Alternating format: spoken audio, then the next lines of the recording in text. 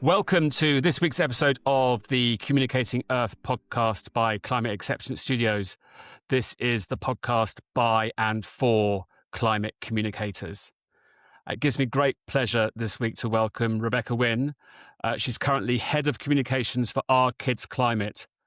So I first met Rebecca in the on-air community. So this is a big group call that happens once a month for air pollution campaigners all around the world. And then Maya, co-director of Our Kids Climate, performed in our We're the Majority video project last year, link in the description below. Rebecca's got such great experience. So she started off as a civil servant before she moved on to the Royal Society, and she did some work for the Mayor of London's office, I think particularly to inspire people to vote, but we'll talk about that. She then worked in South Africa for the International Organization for Migration before going on to Oxfam, UNICEF, and for our UK listeners, Comic Relief. Our Kids Climate, they describe themselves as an anchor organisation connecting national and grassroots groups and supporting organisers from more than 50 countries to develop parent-led, family-friendly, intergenerational organising and engagement strategies. Rebecca, welcome. Tom, it's great to be here. How good was my intro? Was that a good summary, do you think? Yeah, that's great. Yeah. Very good. Very good. Okay, So we are all about stories of action, inspiring more action. So we always start off by saying, maybe you disagree even with the framing of the question. Why do you think that more action is not currently being taken despite, the overwhelming evidence? There is action being taken. I can see it within the community that I live in. My son is going to a secondary school which has a heat pump, which just seems so good, so positive. So the transition is happening. It's just not happening fast enough. And then now we have these horrible political headwinds that are going to make it more difficult. We've got people who are actively hostile to the climate agenda. And I feel like, in 2019, when I first got into this work as a sort of mother activist, people were on the same page. It wasn't moving fast enough, but there wasn't the same hostility. And I think we've got to be really smart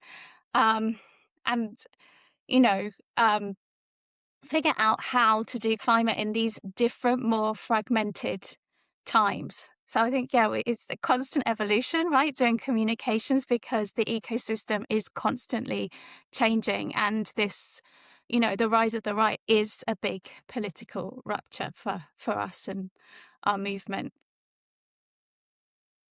But I always try and communicate to all climate communicators of the world that we are actually also being successful. You've got the 89% project. Absolutely. You've got We're the Majority. Yeah. It is a myth that the public don't want change. It is a majority opinion. Exactly. And that's down to the work of amazing people like you, Rebecca. So thank you. And it's interesting what you said about activists. So how do you position yourself? Are you an activist? Are you a campaigner? Are you an advocate? What do you how would you define yourself? I think the biggest identity I come to with this work is as a mum, because that's what got me started. Professionally, I'm a press officer. That's mostly what I've been. Communications has evolved and I'm doing more. But I was working on a report, I think it was in UNICEF, when I was pregnant with my first child, who's now 12 years old. But it had those dates, the dates that we have heard about 2030 and 2050. And for the first time in my life, I put wasn't even born then, but thinking about my son and how old he would be at those dates. So he'd be 17 in 2030. He's going to be in his mid-30s in 2050. And it really got me in a visceral, kind of in my gut way. And I think that is the prime identity I'm bringing to this work is, yes, someone who has been a communicator, but also someone who is a mother and who wants the best for her children and, children around the world. And that's kind of really, it comes from the heart and it comes from the gut. So it means that this work is so much more closer to me than perhaps any other work that I've done previously. And do you think that sentiment is like the driver behind your engagement strategies, because you're currently communicating to basically parent groups around the world? Is that a good driver and a spurring of action? I mean, how do you go about, recruiting more parents to that? What is the sort of messaging around that? I mean, I think we often say love is like a parental superpower, and it is that love Okay. that fuels all our work. And it is that love that brings people to the movement. And it is that love that pushes people to take themselves out of their comfort zones and, speak in public for the first time and, go and attend COPs as parents. So it's a really, powerful driver of change. I think everybody wants the best for children and the next generation. And so I do think it is a really universal frame. And, we are a movement who is present in over 50 countries. And that sentiment, I hear that in conversations that I have with parents in Ecuador, parents in Australia, parents on the Solomon Islands. It's a real universal drive. So that is really at the center and the heart of the work that we do at Our Kids Climate. Wonderful, wonderful. Shared humanity. That's what it's all about, Absolutely. Yeah. thinking about the global community. Okay, so what we'd like to do, and we do this in every podcast, is we want to basically hone in on a particular, from a communications perspective, a particular story of action that we can deep dive into to hopefully, share knowledge, and some of our listeners can, take inspiration from some of the tactics that you use that they can apply to their own work, maybe outside of, parental advocacy, to anything. So what is your story of action? What would you like to focus on? Can you tell me about that? I mean, this was a hard one to choose, actually, because it was almost like, where do I start? Because, one of the first things I did was as, I guess, a mother activist on the streets of London. It was a mother's climate march in 2019. But what I wanted to do with my example was speak to the global, because it isn't just parents in the UK. It's beyond that. And so I wanted to speak about a campaign that we launched last year called Our Kids Air, which is about air pollution and the harm air pollution does for children. It was linked to a particular moment, but it ran beyond that. So the hook, or the sort of the main hook for it, was a WHO global conference on air pollution that took place in Colombia last March, so March 2025. And so, we took a delegation of mothers to that conference to speak up from the hearts. We also had global street actions that happened at that time, and we also had sort of digital activations as well, so video, illustrations, etc., which were shared on social media just to make some noise around this issue at that particular time. So that's like a multi-leveled media strategy happening. I'm really interested in the technical organization behind that. So, how did you get in touch with the WHO? How did you get that invitation? What platforms did you use? How did you go about organizing on the ground? What form those actions took? So let's start off with, the World Health Organization. How was that relationship brokered? And indeed, do you think it was powerful? Do you think it was of value? I speak as someone who myself have worked for WHO. Yeah, I mean, in terms of how it came about, I mean, it was a relationship that we held for a number of years. So there was a kind of evolution of that relationship. I mean, Dr. Maria Neira has been like a real advocate and champion of parent-led work. So I guess our first manifestation in talking about air pollution in the global stage was actually the COP in Glasgow.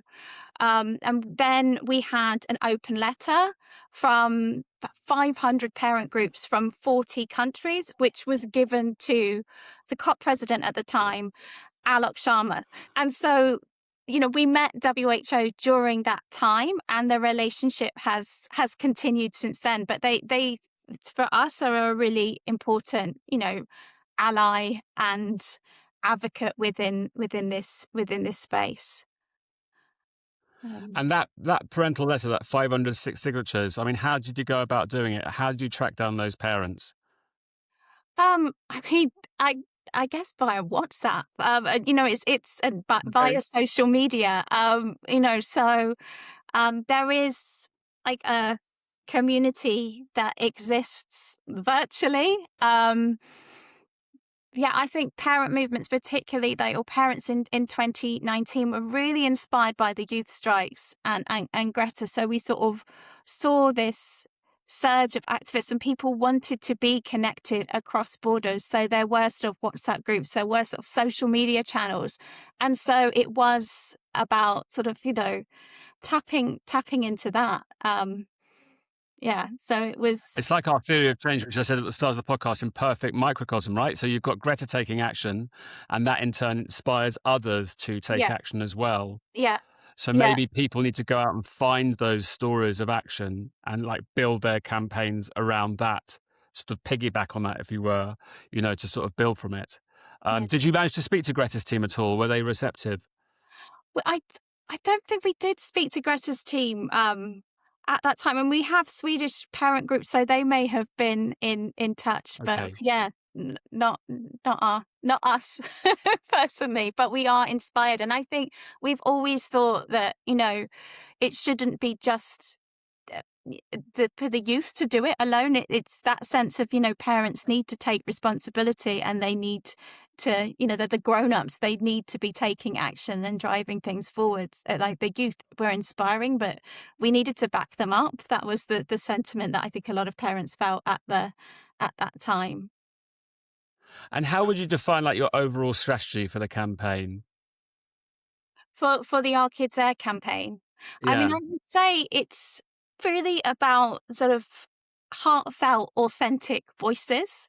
Okay, very so interesting. It's people speaking from their lived experience, because obviously, with air pollution, we've got some really shocking statistics. 90% of children across the world are breathing dirty air. 2,000 children a day are dying because of air pollution. But what the parents did was sort of bring their personal stories into sort of the WHO conference, speaking about what it meant for their children and children of other parents that they had come across. So, Bavreen Kandahari is one of the mothers that attended. She's the co-founder of Warrior Mums in India. Obviously, in India, they've got sort of toxic levels of air pollution, and each November we have the schools closed, and kids are not playing in the parks. They have to learn online. So she was able to sort of recount those stories, and I think those stories of real lived experience, they kind of pierce through the facts and the statistics. And I think that's why it's really important to have people in like this policy space speaking from this sort of more emotional human level as well. We need the research, we need the stats, but we do also need to know what the stakes are, and the stakes are our children and the impact of pollution on their health and the daily struggles that parents face as a result, making sure the inhaler is in the backpack as your child goes to school. So I think that's what we bring, is this sort of authentic voice. Speaking from the heart, and I think that is crucial. Yeah, I mean, a couple of things spring to mind. Firstly, like definitely, there is an overall, I think, cultural reaction against AI. Yeah. for more authentic voices, and people are craving Yeah. to have like real people, and do they trust what they see? So the latest trend in social media, I'm sure you know, is is live streaming is exploding. And Um, actually, funnily, you could sort of argue that actually everything's come full circle and we've just come back to live telly like it was in yeah. the Yeah. 70s. Because it's not fake, it can't be edited, it is real. There's not time for like deep fake to get involved. Um, and there's this definite desire for for authenticity. So I think your strategy is equally, if not more, applicable today. And then the other thing is, you seem to be bringing together like top down voices of authority. Maria Neira, by the way, anyone who doesn't know her, look her up, she's amazing. And the WHO, but on the other hand, like bottom up as well, working in coordination, voices, grassroots voices from the ground. I mean, do you think that's an accurate summary? And indeed, what were the challenges around coalescing that top down and bottom up approach? Yeah, I mean, absolutely fair. I mean, I guess the challenges would be, um, well, if you're coordinating different grassroots groups, people want to do things in different ways. And Yeah. so it's also sort of about how to allow space for people to do an action in a way that suits them, whilst also carrying a coherent message. And I mean, there were we have a group of mothers that we call our Clean Air Circle. And so they're from different countries around the world, for example, Mexico, India, Poland, South Africa, and more. And they were very much the creative spark. So when we were discussing the campaign, it wasn't just OKC coming up with it and spreading it. We were also co-creating it with different groups. But certainly, there were some groups that wanted to do,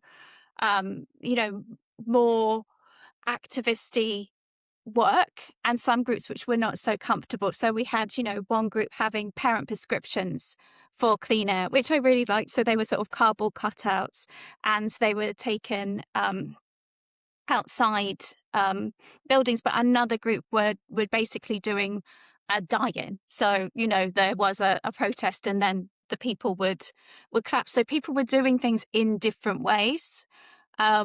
But I think that you need to kind of let people have the space to Mm. do it in a way that seems right for them. Maybe this is coming back from authenticity. And there were people who were doing the die-ins who were like, it would be so much better if everybody was doing it in this way. And maybe, arguably, it would be. But if they didn't want to do that, then it wasn't a kind of authentic, real action. So people were, I mean, in London, Mothers Rise Up was involved, and they are an amazing group in terms of props. So there was this sort of giant inhaler that was outside Parliament, and it was just incredible, wonderful for photography. But not everybody is necessarily going to have the skills and inclination to make something like that. So it was enabling the groups to have this wide message, but also manifest it in a way that suited them best. Okay, that's amazing. So, how big was this asthma inhaler, and what was it made of?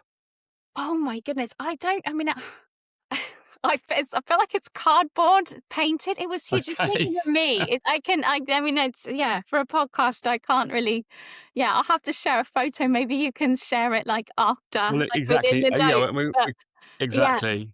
But but presumably, did it make the press? Did it? Well, the It got photo of some it. it got some press. It got some press. I mean, there were more, like, there's other things that Mothers Rise Up has done that has got a little bit more press. They had an ice cream, a giant ice cream that was taken out. So it was a melting earth ice cream taken out during a heat wave, and that was tremendous dedication to take out a big prop in a heat wave, but also, timed at the right time. And there were lots of photos in the press. So this did get coverage. Um, but Very good. Very good. no. Okay, so the main challenge there was this this tension between, wanting to be as inclusionist as possible because you've got all of these different groups doing these slightly different things around the world, going against, what is traditional communications theory that, everybody has to be on message and everyone has to have consistency of that Yeah. all the way through. So, uh, so how, I mean, so what was there an overarching sort of consistency of message? So, one person is doing something activist, the other person is doing something that's more traditional campaigning petition based. But was there like an overarching thing? Was there campaign guidelines, documents set out, the same logo, the same, all that sort of logistical stuff. How did you manage that? I mean, there were campaign guidelines, but they were definitely seen as guidelines and offerings. So there was like beautiful illustrations and a logo that was created for the campaign, and people often use that in social media. We also sort of brainstormed, just chants, etc., that might work in the different contexts, and offered those within the pack. But it was more like a menu of options, and we clearly said, your context better than we do. Therefore, this is for you to interpret. But obviously, yeah, I think people wanted guidance and the stats, etc., on air pollution. We could put those in the pack so people had those messages to hand. But there was also sort of creative flux, or creative flexibility within what we shared with people. Okay. Fantastic. All right. Well, look, so I want to return to that in a second and find out a bit more about, how successful it was, what the outcomes were. But we now have our quick fire round. Try and keep the answers as quick as possible. And what's the first word that comes to mind when I say climate? Kids, children. Yeah. Who is your go-to inspirational figure? Who's your role model? I was thinking, I think David Attenborough, right? David Attenborough is going to be 100, right, this year. So it seems right to give him a hat tip. But he's, in terms of like loving the planet, he is the foremost communicator of getting people to care about the earth that we inhabit, and bringing that into people's living rooms. So yeah, David Attenborough, I think, is still an inspiration. Fearless. Yeah. The ultimate climate granddad, or great granddad even. Who's someone's work that you think should be receiving more attention? I mean, I guess there's so many amazing parent groups around the world. So, for example, the Australian parents group, Parents for Climate, they have this amazing Solar for Schools and Nurseries campaign. For Our Kids in Canada have got a campaign on electric school buses. So that iconic yellow bus, not running on diesel, but sort of running on electric. There's, so many amazing people within our movement whose work people should know more about. So many of us. There are so many of us, guys. You are. What's your favorite? What's your favorite piece of culture? Like a book, a movie, a TV show on environmentalism, climate, nature. I love poetry. So I'm going to have to say Mary Oliver and her nature poetry. I just think it's beautiful. So profound. So Wild Geese is one of them. Summer Day. When I'm Amongst the Trees. It's just beautiful. And I think, poetry is a lovely little micro dose of something. It's short and sweet, but it can kind of, move you and take you places. So I would recommend her. Wonderful. Wonderful. What's your favorite communications channel? I think in this day of algorithms and chatbots, nothing beats a conversation with someone in sort of the old styles. I think, with a cup of tea, perhaps, that's got to be just the best way to communicate and discuss things. You can't beat it. That's the most common answer so far in the history of this podcast, by the way. Yeah. Yeah. Parents for Future UK. Oh, sorry.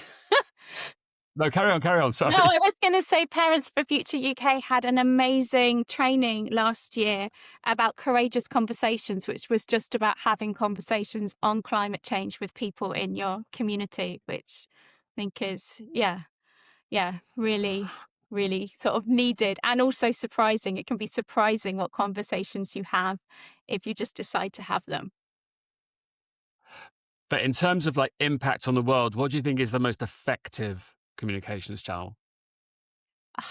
I mean, I don't think there's like one channel to win them all, right? Like, I don't think you can say Okay. that one channel is the most effective. It really depends on your audience and, who you're trying to reach. And I think often like messages that we hear from multiple channels actually become more sort of, well, they seem more significant. So, if I see something in the news and somebody shares it on a WhatsApp with me, maybe I see somebody else talking about it on LinkedIn, then that becomes important. But I think it's about the channels working together. But it also depends on, who you are targeting. I love TikTok, but for the type of work I'm doing, my audience isn't quite there yet. Maybe they will be in time, but not now. Very good. Very good. Do you have a favorite stat or fact? You've already said my favorite stat, which was the fact that, that people care. 89% of people want their government to take more action. I love I'm that so sorry stat. to steal your thunder, No, Rebecca. you should. I just love it. I think it makes me, and I think we don't feel it. We don't know it. Often activists don't feel it. And I think it's so important to, to acknowledge that. So that is my favorite fact, that we do care and that we do want change. What's that one piece of, dis or misinformation that you wish you could just permanently retire that's out there? I mean, again, I'm going to repeat myself, but that nobody's interested and that people don't care. That's not true. Like, Very people good. do care. Yeah, the framing of like voting intentions, it's so, it's so skewed. And indeed, I could do a whole podcast on it. What's your number one source of climate information? Where do you go? I think groups, right? Like there's obviously traditional media like The Guardian, but often it's the groups like On Air. There's Okay. so many groups that I'm involved with, and it's great to have information shared in those ways. It might be sort of parents groups, etc. So I think that people and community and the networks I'm in are also shaping the content that I am consuming on climate. And finally, do you have like a go-to analogy or metaphor that you like to use when communicating the climate change crisis? For me, I think the one is about the earth. The earth has a fever, right? So when a child has a fever, it doesn't change that much, but the small sort of shift in their temperature is really does make them ill. It's crucial. And likewise, if you have a fever, you need to treat a fever and give medicine. And if the earth has a fever, we do have those solutions and the ways of treating that. It's ending the dangerous dependence on fossil fuels and accelerating the transition to renewables. So the earth having a fever and needing our help would be the metaphor I would choose. Oh, that's so good, because that's my favorite too. That's the one that I use. That's good. That was really wonderful. It's interesting to see the new stuff, but also to see the patterns that are emerging. The most obvious being favorite communications channel is face-to-face. Yeah. I think, at least 3 or 4 of the guests so far have said that. So it's quite interesting, because what we're trying to do is trying to find like the commonalities of experience as well as the unique individual things that people are doing, so we can all, as climate communicators, get better, basically. Yeah. Okay, so let's go back to your campaign. So you've got this top-down, bottom-up strategy. You've got, you've got the authority of the report. You've got the emotion of the parental groups. But what were the outcomes? What were you trying to achieve? And indeed, did you achieve them? I mean, in terms of what we wanted to achieve, is that we wanted that emotive narrative to be part of the conversation at the WHO conference. And I think that was achieved. I mean, the mothers spoke the day before the conference started in a really well attended side event. We had mother from Ecuador, mother from South Africa, um, mother from India, but we also had Rosamund Kissy Deborah, whose story Uh-huh. is profoundly moving. You know, she lost her daughter Ella because of air pollution. And so I think we did manage to set the scene within that conference. And, you know, parents were referenced in other panels, and which, you know, I think is testimony to how effective they were when they spoke initially.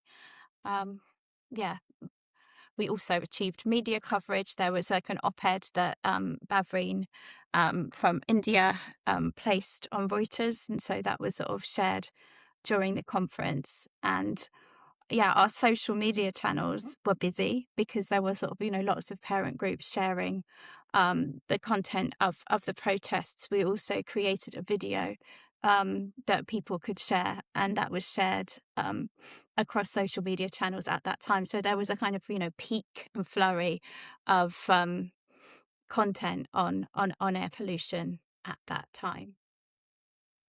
So we've had this great success story, which nobody is really talking about, of course, because it's a success story enough, which is the ULEZ expansion in Mm, London. mm. Um, and I mean, I worked on that, and obviously you've worked for the Mayor of London's office early on in your career. And for those who don't know, there are now restrictions that are put on people driving a certain type of dirty vehicle right the way from the outer boundaries in the suburbs of London all the way in the centre of town. And it raises revenue, and then that revenue gets put directly into public transport. And not only has there been record investments in London public transport as a result, but also the air is noticeably cleaner now. And I can say anecdotally, as someone who goes to London regularly, the difference is stark. Well, So, I mean, your campaign was in 2019 and it was ongoing. I mean, were you part of that network of campaigners around that, do you think? Or do you think that sort of played a role in setting up this big, you know, significant civil society or change 6 years later, 5 years later? I mean, I think for London, I really have to acknowledge the work of Mums for Lungs. Mums for Lungs is UK based, mostly London based, but they're doing work in Manchester. They have really focused on ULEZ a lot in their campaigning, and they're doing incredible work. But I think that framing, you know, of, you know, speaking as a mother is something that, you know, Mums for Lungs is using, right? And Okay. we are exemplifying as well. I think that, you know, people, I mean, in terms of sort of, you know, trusted messengers and authentic voices, I think parents speaking out and, you know, speaking about the importance of, you know, clean air for our children to other parents as well, you know, is really important in terms of just, yeah, moving the dial. And, you know, this isn't restrictions. This is about making the health of children in London better. And the results are there. There's been some really interesting research that's been done that's looked at sort of, you know, children's lungs in London, pre-ULEZ and post-ULEZ. And, you know, the lung health of children has improved as the result of this intervention. And ultimately, it pays it for itself so many times over because we've suddenly got a lot less kids that are not now Mhm. having to go to hospital with respiratory problems and, you know, putting pressure on an already stretched NHS. There's all of those indirect savings. I was also really struck by the sort of powerful imagery of like a little toddler holding the parent's hand and literally, and it's been proven again in Yeah, studies, literally the head of the child being closer to the yeah, exhaust pipes of the cars. yeah, You know, that's a beautiful sort of microcosm of, you know, an emotional image tied in with, the science to back it up in Yeah. order to engender change at a sort of a societal, public, local law level. Sort of And beautiful. yeah. And sort of babies in their prams, right? Babies in the pushchairs are also at Yeah. a course level, which, yeah, is really, um, yeah, it really gets you when you think about that, and you think about the impact upon them. So what do you think you can, what was the big learning that you took away from that campaign that you could maybe share with our audience that they could, apply to their own work, maybe away from parents, away from clean air? I mean, I do think it's I mean, I think we've touched on it previously, but I do think that, we need more authentic voices at this point. Hmm. And people want to listen to people. I mean, the rise of influencers, shows you that people like to hear from people. Um, and I mean, there's also sort of evidence of sort of less trust, right, for organizations, more trust for individuals. So I guess in terms of, is there a strategy or is there a learning from it? I think it is about making sure that you invest in authentic voices, real voices in your communications, and you help those people to tell their stories. I think, TUC is apparently doing some really interesting work with, union staff who are, on TikTok and are talking, yes, as union members, but also as themselves. And I think it is, yeah, people like to hear from people, and social media, it kind of, does make that immediacy of communications really, really important. And yeah, I think that I guess is the lesson that people could take from us, even if they're not, doing parent work. They But I can't agree more. Absolutely. And I think that, we need to have way more, um, environmental, climate, nature influencers out there who are doing those same tactics like volume content, live streaming every day. There are so many, people out there who are doing that for sort of scurrilous means. I mean, I watched last night with my son the Louis Theroux Manosphere documentary. yeah, Um, yeah. and that's a tactic that they're using to build their audiences, right? They're just live streaming online all the time, supposedly capturing authentic voices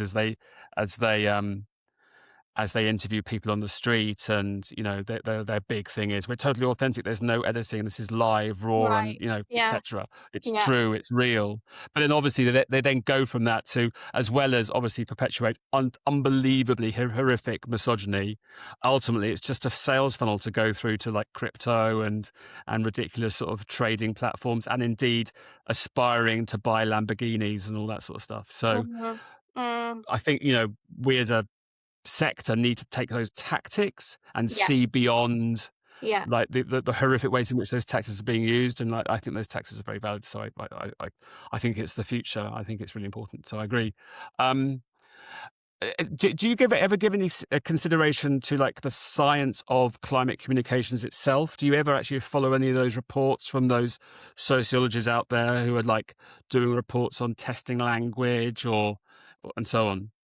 I mean, we were heavily influenced, by, but there was a potential energy report, Hmm. alongside Yale, which was talking about what message resonates, across countries, and, protecting the planet for children and future generations performed incredibly highly on that, 12 times higher than job. So that's a whole idea of protecting what we love, um, I think has a strong basis in the social science, as well as being something, I feel like a lot of our parents genuinely feel, in their guts, they intuitively feel it, but that work and that science, looking into it has been, really validating to see.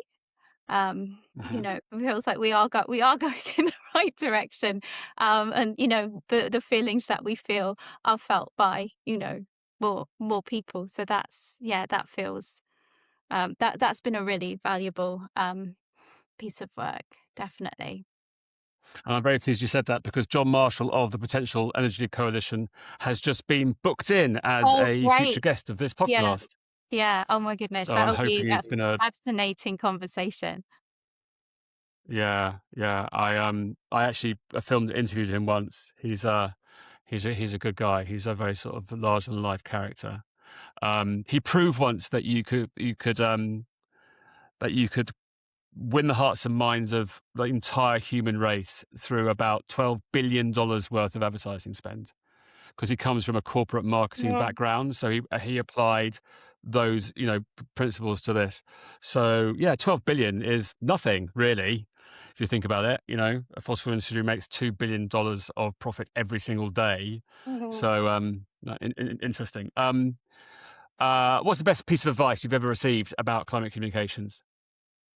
Um, I guess this is general communication. So when I worked at Oxfam, I had a brilliant boss who was just great. So it's not what you say, it's what's heard. I think is a really, it's not just about you putting your Very message good. across. It's also about thinking how will the audience react to it? And then also, I guess as well, he used to talk about what's your authority to speak on this issue. Why you? Why should people hear from you on this? What are you bringing? And I think that's also really useful as a way of sort of thinking, why, what is my authority on this topic? Or yeah, how how how can you make sure that you pick the most compelling messenger as well as the most compelling message? That's very, very brilliant advice. Um, if you've got a piece of advice now, specifically doing the work, doing the job of being a professional climate communicator to someone who's just starting out, who's just starting their career, what would be the advice that you would give them? Um, I guess stay curious, right? Because the landscape that we're working in is constantly evolving. When I worked for the Mayor of London, I worked on the restoration of Nelson's Column, big London landmark, but it was 2006. So there was no social media whatsoever. So that project was entirely done through traditional media, and it would just be done so differently now, with like multiple channels and YouTube, Hmm. etc. So much more accessible to the public than what it was then. So I think it is staying curious. And obviously, we're seeing, the rise of AI, the rise of sort of communications through chatbots. People are getting their information from chatbots, which is completely different than it was a couple of years ago. So I think it's just stay curious and keep learning would be my advice, because it's a journey, right? You can't apply the same things some of the same things are solid, but the landscape that you're operating in is constantly changing. The thing about AI chatbots, which I can't remember, I heard it a couple of weeks ago, is about like recruitment to organizations. So, on Right. the one hand, you've now got applicants who are using AI in order to craft the perfect CV. Mm, They then submit that CV into the organization, and then the HR department of the organization is using AI to review all of the wow. the Yeah. CVs in the initial suite before. So ultimately, we're totally out of the picture. It's literally just sort of AI bots at one end speaking to AI bots at the other end in order to sort of build teams to make an organization as effective as Yes. possible. I Yeah. mean, it's sort of tragic and hilarious at the same time. Yeah. No, I know. Somebody said to me as well that, yeah, wait, we need to think that one of our audiences is now machines, to be seen, especially in the digital space, because obviously we've had search engine optimization, and they said, well, no, it's not that now. It's generative engine optimization. You want to be in that AI summary, because people aren't clicking links to sort of traditional websites in the same way they were before, which is a change that I feel has just happened like this year. Right? So I guess, yeah. Yeah, Yeah, I think we're learning by doing, and I think that's also why it's important to have podcasts like this and to have networks of communicators coming together to figure exactly, things out, right? exactly. Um, so, um, so we've talked a lot already about feeling encouraged, that we know that the general public are already, primed. They want their governments to do more. They know there's a climate crisis going on. So speaking to that, public whose awareness has already been raised, what would be like the one message that you personally think that they should be hearing? I mean, I do think that they're not alone, right? That lots of people care, I Mm. think is really important. That change is happening and that we can make it sort of happen faster. And um, yeah, I think that they're not alone. But I also think it's also that whole sense of we need to listen to them, right? And and make sure that when we're communicating, we are communicating to them and understand what their concerns are and how they're Yeah, feeling. absolutely. I think that is crucial. And, traditional communications is about kind of, putting messages out there. Whereas I think sort of, the listening part of communications in a world in which people actually are feeling more vulnerable, and more insecure is really, really crucial. And I think also that's something that the Greens did really effectively, in the by-election that we saw. I feel like they were good at listening to people's concerns, and understanding where people were, right? And I think that's a really important thing for us to do. So that's like a playing back that amazing piece of advice that you got from your inspirational boss at Oxfam all those years ago. So that clearly has sort of stuck with you. Yeah, absolutely. I can't agree more. Okay, sort of final question. Let's have a thought experiment. You've currently got like the ear. You're the boss of all of the climate and nature communicators of the world right now, and they all have to listen to you. And if you say that amongst all their other work, there's one thing, there's one strategy that they need to sort of bake into their ongoing work as climate communicators, what would be that one thing? What would be that one strategy that everybody should adopt? And indeed, why? I mean, I feel the protect what we love, like frame, understanding what people love, what they, value and care for is sort of crucial. So, the places that people like to go to, the memories that they have, their children, their neighborhoods. I think it's just about sort of grounding communications in, yeah, the other things people, I mean, climate is an abstract term, right? That's why we have trouble communicating it.